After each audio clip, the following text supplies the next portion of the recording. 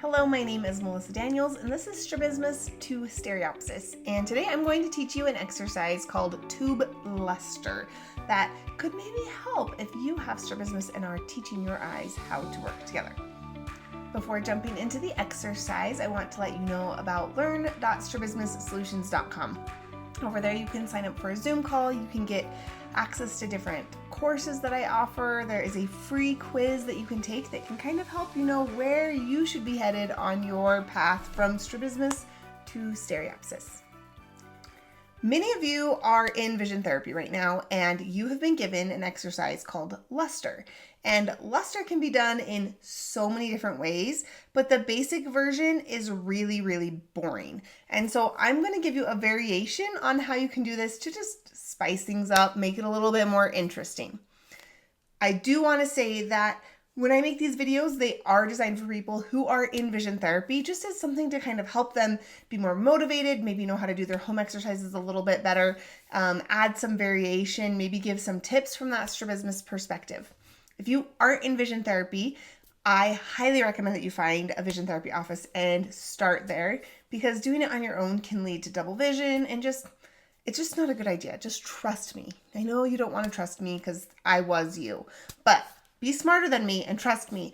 If you want help finding an office, I actually offer a free service. You just go over to strabismussolutions.com/findvt and you put in your information about where you live and how old you are, like just real basics, and then I email you recommendations close to you. I have a whole spreadsheet where I keep track of people who are great options for working with people with strabismus. So that is my first thing, is just make sure you're working with a vision therapy office. I am not trying in any way to replace in-office vision therapy because it's just not possible if you have strabismus. Okay, now for the fun. So luster, the basic exercise of luster is you take red and green glasses or red and blue glasses and you look at something white. So you're wearing these glasses and your left eye sees red, your right eye sees green, and together your hope is that you get some sort of combination. And this combination of those two colors is called luster. That's what that word even means. And so the reason we do this is because you're not looking at something with a lot of tiny details. So we're not working on central vision. This is more of like a large peripheral type fusion. It's a little bit more simple for fusion, and your brain is more likely to allow both eyes to stay on during this type of exercise because it's not so scary. It's just like, yeah, it's okay. It's just colors mixing. We're just painting when we've got red and green and we're mixing it together. So it leaves your brain a little bit more open to the idea of having both eyes on and combining what they see. Luster is one of the very first exercises that you're going to work on in order to start getting fusion. It's a really foundational level. I know that for me and a lot of people, when they first try this, if they get both eyes working, sometimes they'll say, okay, I see red here and green here. And they're not like mixing, but you can see both. And it's not half and half. It's like they're in a different room, like they're in different planes.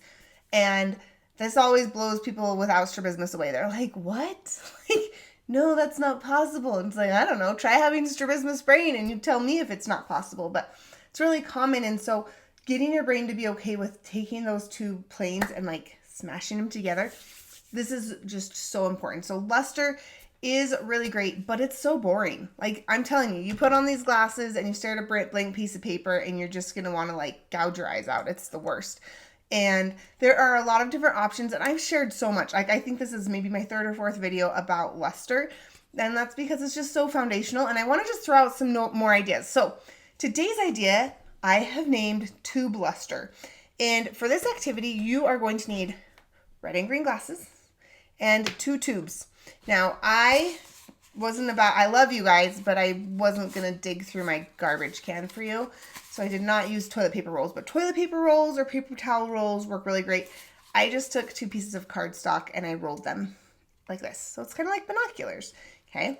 And so you get these and your red and green glasses. Now, if you wear prescription glasses, I don't, so I don't have them on, but let's just say these are kind of prescription glasses, okay? So you'd put your prescription glasses on. Then you put your red and green glasses on. On this one, it doesn't really matter what side you put red or green on, or red and blue. For me, my weaker eye, I just think the red feels yucky on my weak eye, like personal preference. So I always put red over my left eye for luster.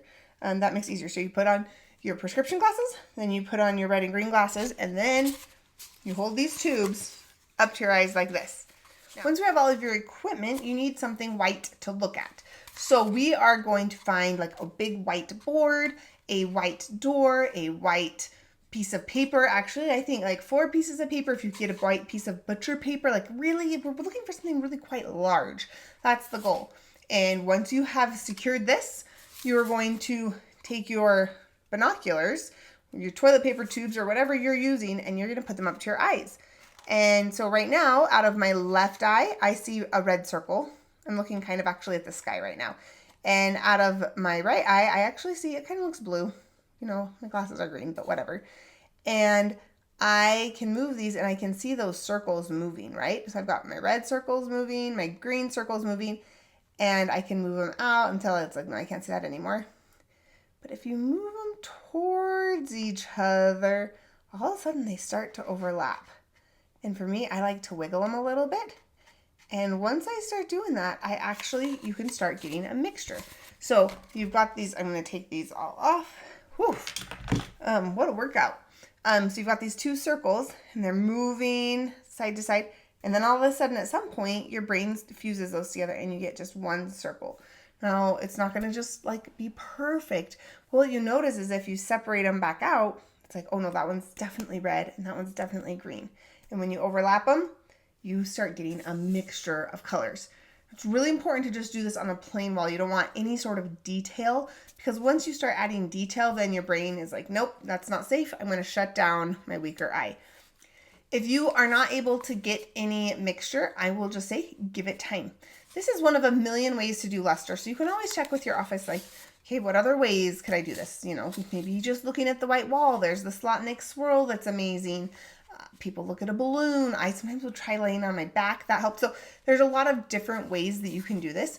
But the idea is you do this until you can get a mixture, okay? You might sit there for a while and just like let it be. Shake these tubes. Try to think of your periphery. Think of like the whole length of the tubes. There's a lot of different things like that. The Mastering Peripheral course is going to give you maybe some more techniques that could help. But for me, this motion right here, that is kind of the ticket, because it just tricks my brain to not think too hard and just totally just relax and let it happen. You can't force it to happen. It's just got to happen. Once you're able to get it, then you can start challenging your system. So this might look like, you know, okay, I've got it. I've got it, the fusion. It's perfect. I've got this perfect luster. And then you could start moving back and forth. And can you maintain luster while you're moving your head? You might move side to side. This is why you need a really big white wall. Up and down. You can move your eyes in circles. Can you still maintain luster?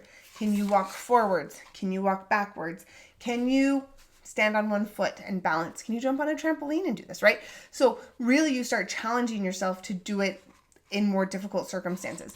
You might start counting backwards from 100 by 7s. That's a fun one. Good luck with that. Just something to like challenge your brain. Can you still maintain and hold the luster, the mixture of those colors while you're doing a difficult task? You can also, you know, when these are super close, if you have esotropia, it's going to be a little bit easier, and then you slowly can pull them apart and see if you can still maintain just one circle while you pull these apart. If you have exotropia, you're probably going to have an easier time when they're pointing out in the same direction that your eyes are pointing, right? You got one eye pointing here, one eye pointing here. You match these up with your eye turn. That's going to probably be easier. And then you're going to slowly move away from the eye turn. That is tube luster. You're just looking through tubes, moving them around, fusing what those you're seeing through each tube. And this one, you're using the red and green glasses. Let me know in the comments if you have tried luster, if you've been successful at seeing the mixture of colors, and in what situations and scenarios you've had success with that. And we will see you in the next video.